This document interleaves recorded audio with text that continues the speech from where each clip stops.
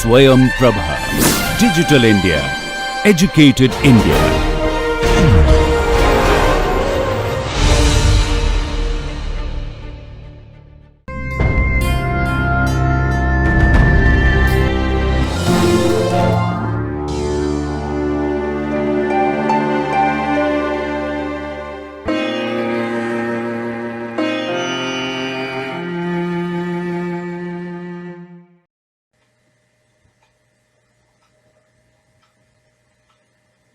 Hello students, welcome to Swayam Prabha. The course title is Principles of Marketing. The lecture title is Market Selection, Market Segmentation and Product Positioning. This is Module 5, Lecture 2. I am Dr. Shoma Sengupta, Associate Professor Commerce, Kamla Nehru College, University of Delhi. In this lecture, we will cover following topics: basis of segmenting consumer markets, market targeting concept and criteria, product positioning concept and basis, product differentiation concept and basis. Basis of market segmentation. The four important bases of market segmentation are geographic segmentation, demographic segmentation, psychographic segmentation, and behavioral segmentation. This we are going to discuss in detail in the next few slides. Geographic segmentation. As the name suggests, here the market will be segmented on the basis of some geographical criteria or area. So the whole market is divided by location into different geographical units. So market can be divided as nations. So when we talk about international market segmentation, then it can be divided into nations. The national market can be divided into states, regions, zones, etc. So the marketer uses this strategy with the belief that people who live in the same area have similar needs and wants, and that these needs and wants differ from those of the people living in other areas. So when we talk about international market, we find that the Asian foods are a little bit spicy in comparison to, or especially the South Asian food is little bit more spicy in comparison to say Scandinavian countries or the European countries. So example being people belonging to southern India, they prefer filter coffee, and in other states you will find that even instant coffee is popular, and they many of them, they are not aware of filter coffee at all. So that is geographic segmentation. Next is demographic segmentation. There are many demographic variables. You can select one or few of the demographic variables, and on the basis of that, you can segment the total market. So market is divided in different parts on the basis of demographic variables. So what are these demographic variables? First of all, the age of the people, the sex of the people, that is males and females, marital status, married, unmarried, income, people may be belonging to different income groups or occupational groups or educational levels or religion they are following. These are all demographic variables. So you can select one or maybe two demographic variable while segregating or segmenting the market.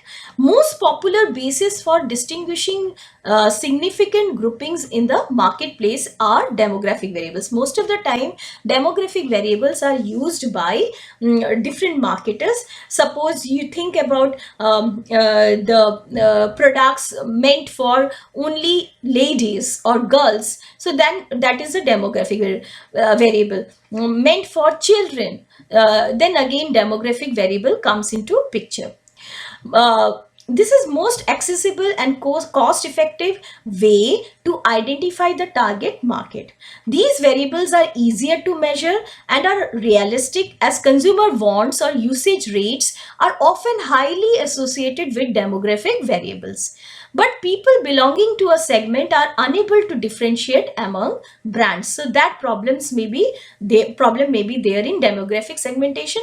One of the example of demographic segmentation is Johnson and Johnson's baby products. So that was one segment they were catering to, but when they found that the birth rate in USA that went on dwindling and more of old age people were there, lesser number of infants were there, so they started another line or another segment they have selected, that is products which are meant for old age people, like body oil for old age people. So that is demographic segmentation. Another basis of market segmentation is psychographic segmentation. Now, psychological characteristics, these are the inner and intrinsic qualities of the individual consumer. So the marketer, they try to identify the psychological characteristics of the people, and then on the basis of psychographic segmentation, they divide the whole market into segments. The basis includes needs, motivation, perception, lifestyle, learning, involvement, values, and attitudes. So these can be any of these can be a basis of segmentation. We will discuss a few of them, like personality. The people exhibit, it may be extrovert, introverts, aggressive, compliance, masculine, self-confident, etc. So automobile industry or companies, they use this basis, cars which are meant for masculine people or self-confident and extrovert people, and those which are meant for introverts and compliance. So that kind of criteria is used by automobile companies. Personalities are also exhibited differently in adoption of new products. Like those people who, whenever a new product comes into the market, they just go for it. They are called innovators. They have the risk-taking ability, and they are stylish people. They want to introduce change, so that's why they are called innovators. Then there are other people who wait a little bit and then they adopt the new product, and they are called early adopters. Then there is early majority, and then they are the more thrifty ones, or those who weigh things more. They then adopt it, and they are known as late majority. And those people who are not stylish at all or not going for new product at all, finally when the product is on the verge of going away from the market, they select it and they buy it. That is, they are called laggards. Now this personalities may be there for one type of product, but for other type of product, these very same people may behave differently. The laggard may become innovator also, but generally the personalities are related with how they adopt the new products. Then comes lifestyle, which is related to social class, and it influences the preference and interest of customers. Socialites, what type of cosmetics and textiles they use. So that is one way of segmenting. And finally, also discussed is values, that is, and beliefs. These are beliefs which determine people's product choices and desires. Values such as sense of accomplishment, etc., differs from person to person. So marketer need to identify these values, and they can segment the market accordingly. The last basis of segmentation can be behavioral segmentation. Behavioral variables like occasions, benefits, user status, user rate, buyer readiness stage, loyalty status, and are used by marketers for segmentation. One may be occasion to purchase. So buyers may be distinguished according to the occasions they develop a need, purchase a product, or use a product. So suppose you want to buy a garment. If it is for marriage, again a different type of garment will be required. For day-to-day work, different type of garment will be required. Then benefits sought. Buyers can be classified according to the benefits they seek. For example, Pepsodent introduced gel for those seeking freshness, paste form for those seeking strength, and then there are other forms which are meant for both type of category of people who want freshness as well as pace form also. User status may be another way, like marketers can be segmented into groups or as non-users, ex-users, potential users, first timers, etc. Usage rate can be another way, that is for a particular product customers may be light, medium and heavy users. Suppose we talk about shampoo, the people who shampoo their hair or wash their hair every day, and then there are people who wash it every week, and then there are people who do not wash it that frequently. Loyalty status can be hardcore loyals, split loyals, shifting loyals and switchers. So those who switch to from one brand to another brand, they are called switchers. Hardcore loyals are like people who purchase a particular product for years, they go for that brand only. That kind of loyals were there for products like Colgate or Brook Bond, Red Label.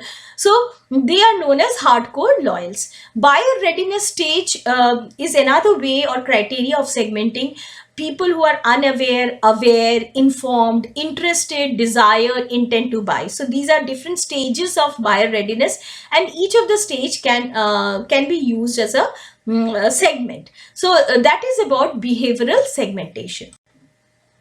Choose the basis and levels of market segmentation. We have discussed the different bases of market segmentation, like the demographic basis and then geographic basis and so on. We have already discussed the levels of market segmentation, that is undifferentiated and mass marketing and niche marketing, target segment marketing and local marketing.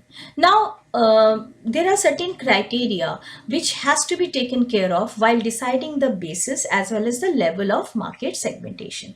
The first one is company resources. So how much resources the company has, that has to be taken into consideration. If the company has huge resources, so they can go for undifferentiated marketing, they can take a bigger geographical area, or they can cater to two or more demographic bases they can use, or club these segments. So that depends upon the resources of the company. If it has limited resources, then they will go for niche marketing or target marketing or local marketing, and they will use only one basis of segmentation also. Then we talk about marketing, that is competitive marketing strategies, what the competitors are using, which basis and what level of competition is there or level of market segmentation they are using. That can be again a criteria, and on the basis of that, if you want to counter attack them, so you have to decide whether you are going for mass marketing or target marketing. When we talk about product life cycle stage, you know that the product moves through a particular, it has a life cycle: introduction, growth, maturity and decline. So while introducing the product or during the growth stage, again you have to decide what level of market segmentation should be there or what basis you will use. At the later stages, decline stage, probably you will not be more concerned about the level of market segmentation. Then the product characteristic also decide. Suppose if it is a generic product like salt, which has been branded, but salt which is consumed equally by everybody, it's a low price item, then naturally you will go for mass marketing or undifferentiated marketing. Then the question of basis of segmentation might not come. But when we talk about products like designer products and all, then both the things will be there. You have to decide about the level, like whether it is target segment marketing or niche marketing, and also you have to decide about the criteria like basis, whether it will be for ladies or gents or whatever. So that you have to decide. When the next point is homogeneous nature of the market. If the market is homogeneous in nature, that means they have similar needs and wants, then there is no question of market segmentation at all. So you will go for undifferentiated or mass marketing. Then finally, government policy is also important. requirement for certain type of product. Government wants that the product should be sold or distributed through a particular type of channel only, or it should not be advertised. Like suppose cigarettes, they can't be advertised or promoted, so that you have to take care of. Liquor should be sold through the authorized or licensed liquor shop. Then earlier there was PDS system which was operating well enough. Now also it is catering to economically weaker section. So certain products have to be sold only through the public distribution system. So that thing also you have to keep in mind while choosing the basis and levels of market segmentation. The next is concept of market targeting or target market selection. Now, once you have segmented the whole market, then you have to decide which market to or segment to cater to, and you will target all your resources and marketing strategy, marketing mix to this targeted segment. It may be one segment, or you can select more than one or few segments can be selected for that purpose.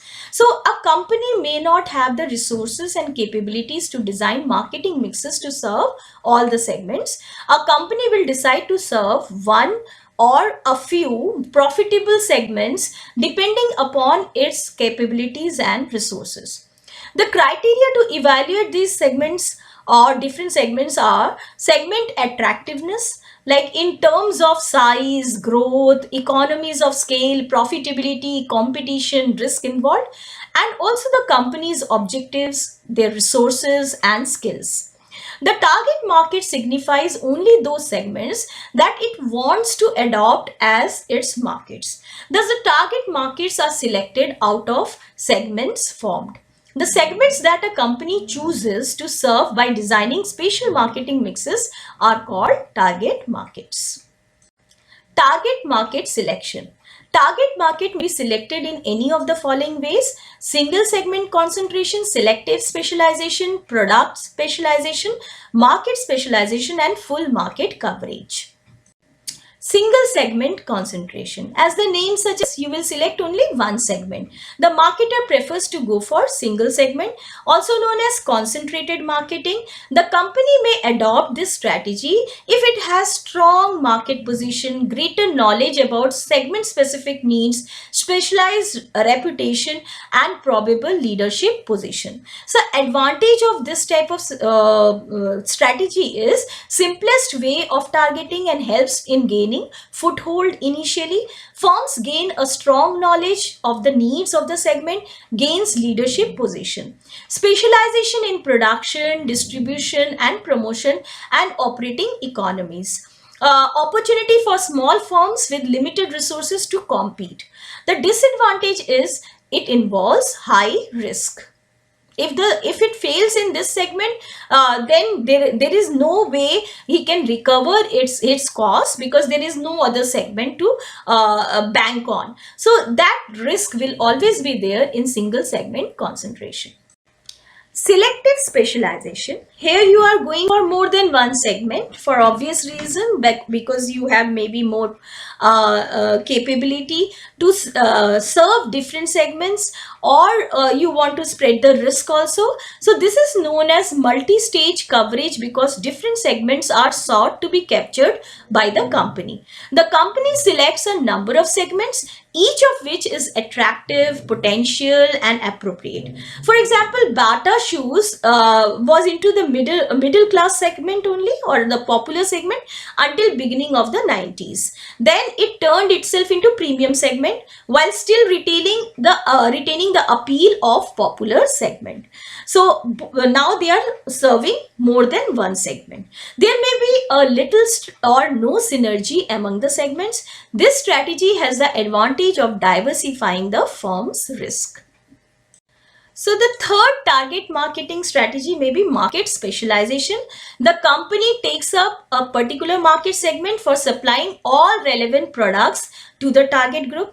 The company concentrates on serving several needs of a particular customer group or segment. So one segment you have taken, but you are catering to different needs of that particular segment. So for example, a company producing all sorts of home appliances like television, washing machine, machine, refrigerator, etc. for the middle class people. So segment is one, but offerings are different because you are catering to different needs or all needs of this segment. The firm acquires a strong reputation in the particular segment. It becomes a channel for all new products that the segment could possibly use in future. So if you are into home appliances, then you can add on many more home appliances, and you have already created a name for yourself in that sector for this segment. Risk arises when the segment soars, then naturally they will go against you and all the or maybe go for the competing product, and they will not buy any of the appliances of this brand. So that risk is always there. The next is product specialization strategy. When the company concentrates on certain product and sells that to several different types of potential customers. So here you are concentrating on one need of different groups. For example, a company may produce only a particular type of product, say toaster, that is consumed by all type of people. Super precision components supply small nuts and screws for use in military, industry and daily use. So the product is the same, but it is catering to more number of segments. Product specialization promises strong recognition of customer within the product areas. It helps to build a strong reputation in the specific product. There is a chance of obsolescence of the product when a new product or technology enters the market. Now this type of specialization is used for selling say electrical points like your switches and all. Anchor is selling switches to every type of customers. The last way of targeting a segment may be full market coverage. The company attempts to serve all customer groups with all the products that they might need. So here several products or for more than one segment may be there. Only very large firms can undertake a full market coverage strategy. Coca-Cola's product market metrics like Thumbs Up, Coca-Cola, Limca, Sprite, Fanta, etc. different tastes for different types of people.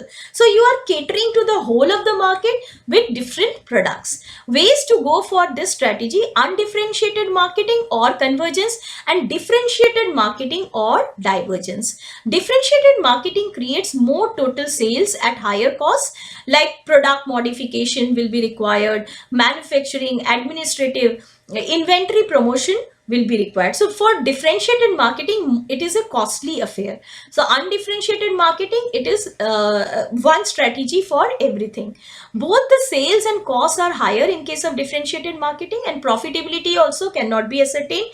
Companies should be cautious about over segmenting the market and must seek counter segmentation to broaden the customer base. Johnson & Johnson broadened target market for baby shampoo to include adults. The next heading is product positioning. So we will discuss the concept of product positioning. Now, according to Philip Kotler, positioning is the act of designing the company's offering and image so that they occupy a meaningful and distinct competitive position in the target customer's minds. So here what we are thinking about, we have already done market segmentation, we have selected the target, and we are into target marketing. Now we have to decide in this targeted market where we want to position our product. Or even if we are going for undifferentiated market, you want to give a distinct position to the product in the minds of the consumer. So this is very important, that in the minds of the consumer, it should be there that your product is distinct from whatever is available in the market. Now, it means the decisions and activities designed to create and maintain a certain concept of the firm's product relative to the competing brands in the minds of the customers, as product offerings are quite similar. You will find that the market is proliferated with different brands, but they are quite similar in nature. So how will you distinguish your brand, not only in terms of features or any other thing, but how will you position your brand as distinct in the minds of the consumer? That is all about product positioning. Product positioning refers to targeting the product at specific class of customers or for specific needs. Relating a product to the market is termed as product positioning. It determines the image of the product in relation to the rival products. The strategies used for this purpose are product differentiation and segmentation. These strategies are often employed by the firms who want to engage in non-price competition in markets characterized by imperfect or monopolistic competition. So for product positioning, product differentiation and segmentation is also used. Positioning is created by designing a marketing mix which is suitable for the target market but is different from the marketing mix of other providers or the competitors. The chosen marketing mix has to be then communicated to the customers. The smaller or more homogeneous the target market is for which a marketing mix is designed, the stronger will be the positioning. That is the fit between the marketing mix of the company and the requirement of the customers of the target market will be stronger. The process of positioning is continuous in nature and it should always be proactive because new needs and competitors keep on cropping up. So the marketer has to again decide about the positioning of the product when the situation changes. It involves financial investment in promotional programs. Process of product positioning. Now here, as we said, that segmenting, target marketing, as well as product differentiation, they are strategies which are useful in product positioning. So they are also the steps of product positioning, part of the steps of the product positioning. So determining the target segment and understanding their needs is the first step in product positioning. Identifying the competitors, then determining how competitors are perceived by consumers, determining the competitors' position, analyzing the preference of the customers, identifying the set of possible competitive advantages on which to build a product's position, choosing the right competitive advantage, making the positioning decision and selecting the overall positioning strategy. Now you want to make it embedded in the minds of the consumer. So communicating and delivering the chosen position to the target market, this is very important step. And finally monitoring the position, because after certain period of time you may have to reposition your product also when the situation changes. Benefits or importance of product positioning. First of all, it creates a distinctive image of the product and win the attention of the market. Provides a competitive edge to the product. It provides the target market a reason to buy and serves as a guide in developing a marketing mix to the marketer. It helps in making counter strategy in response to the moves of the competitors. It attracts different types of consumers, introduce a new product or new feature in the market successfully, promote consumer goodwill and loyalty, meet the expectations of the buyers and cope with market changes. Types of product positioning. Attribute positioning, that is the product feature or consumer feature. For example, you want to position your product in terms of high price, high quality attribute.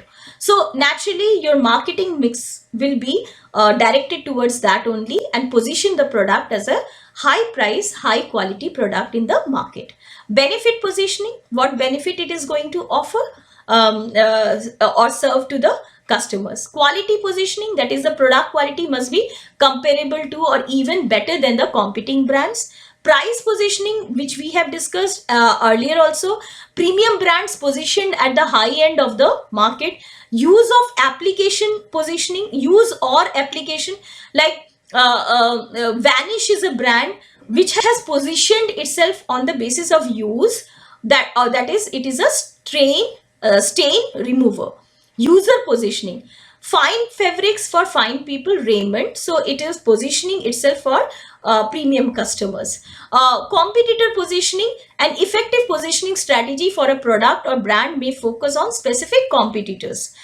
So they will have comparative advertisement vis-a-vis the competitors advertisement or features. Product category positioning, airlines, they compete not only with other airlines but with trains and buses. So you have to justify how airlines is a better mode than all other modes. Positioning errors. In the process of positioning, the marketer may commit different errors, and which we are going to discuss one by one. One is under positioning. Some companies discover that buyers have only vague idea of the brand. The brand is seen as just another entry in a crowded marketplace. So nobody knows about the brand and its positioning. So that is a very dangerous situation. Then there can be over positioning also. That is, buyers may have too narrow image of the brand, that this will serve this purpose only, and they will not utilize it for in other occasions. So that is over positioning. Confused positioning may be possible, that the buyers might have a confused image of the brand resulting from companies making too many claims or changing the brand's position too frequently. So suppose they have introduced themselves as a product which is meant for middle class, and now they are saying that even the higher class people can also use it, or lower class people can also use it, then their positioning will dwindle. Then doubtful positioning is another problem, that buyers may find it hard to believe that the brand claim in view of the product's feature, price, or manufacturer. So suppose a company like Nirma, when introduced a premium product as a cosmetic product, so it was a doubtful positioning, because that was there in the mind that or say Lifebuoy premium variety was not a success, because there was doubtful positioning. Nobody could believe that it can be a cosmetic soap also. Then solving the positioning problem enables the company to solve the marketing problem. Thus, seizing the high quality position requires the firm to produce quality products, charge a high price, distribute through high class dealers, advertise in high quality magazine. So the whole of the marketing mix should be directed towards that strategy of positioning a particular product.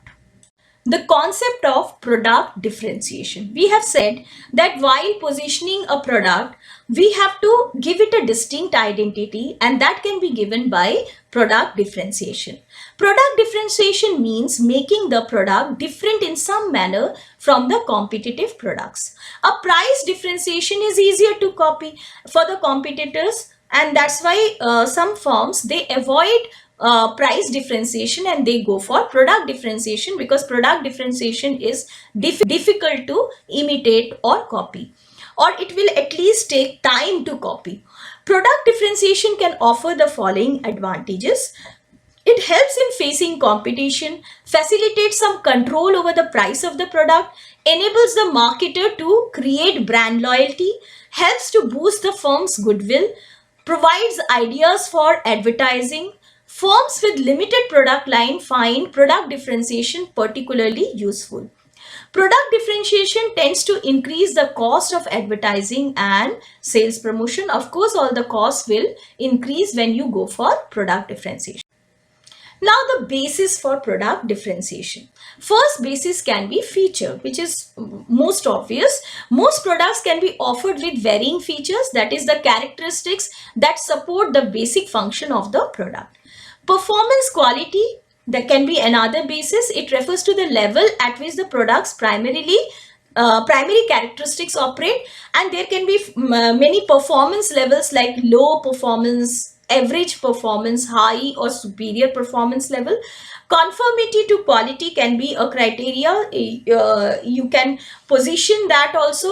First, you can make a different product which will conform to the quality, ensure that it will conform to the quality, and then position it likewise. Durability is another characteristic. It is the measure of products' expected operating life under natural or stressful conditions. Reliability, it is the measure of probability that a product will not malfunction or fail within a specified period of time.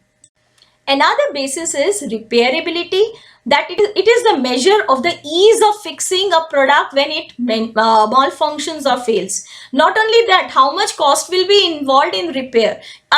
Suppose there is a Rado watch or a BMW car. Now, any kind of service, repair or maintenance, it will lead to huge financial outlay. So that also should be kept in mind. Style. This describes the product's look and feel of to the buyer. Design. It is the totality of features that affect how a product looks and functions in terms of customer requirements. Price. Price can be a basis of competitive differentiation, although as I told you that this is quite easy to imitate.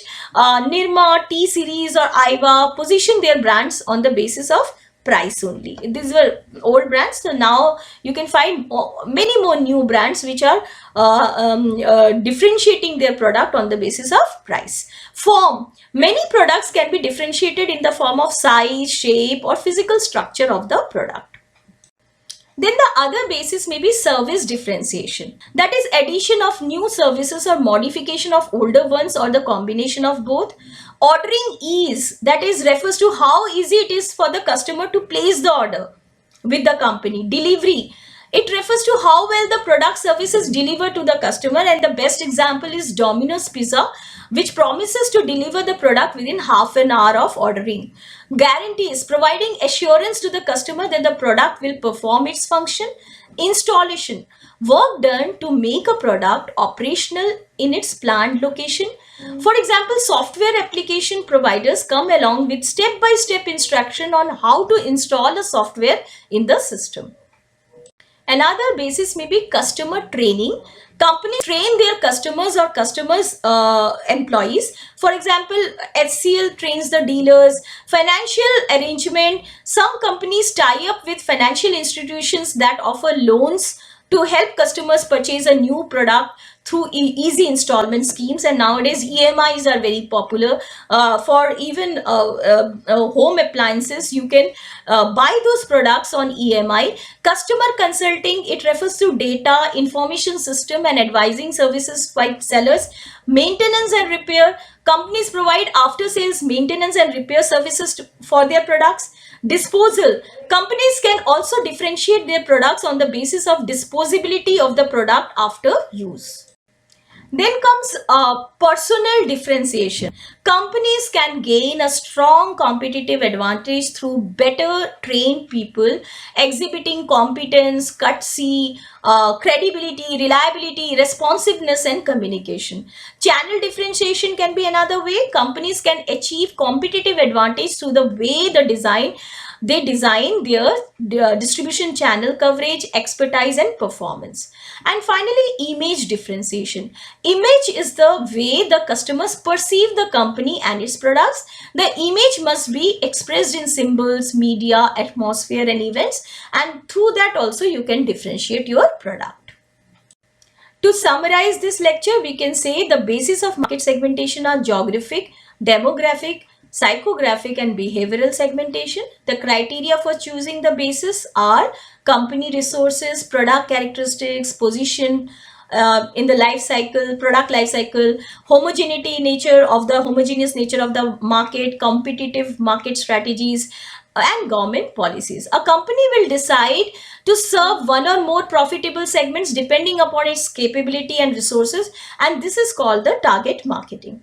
Target marketing strategy may be single segment concentration, selective specialization, product specialization, market specialization or full market coverage.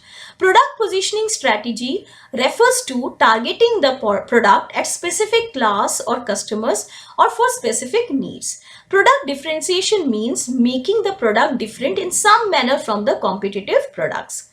Basis of product differentiation may be features, performance, quality, durability, reliability, repairability, style, design, price, form, etc. So there are several bases of product differentiation. Thank you very much, students. This was market selection, market segmentation and product positioning, module 5, lecture 2.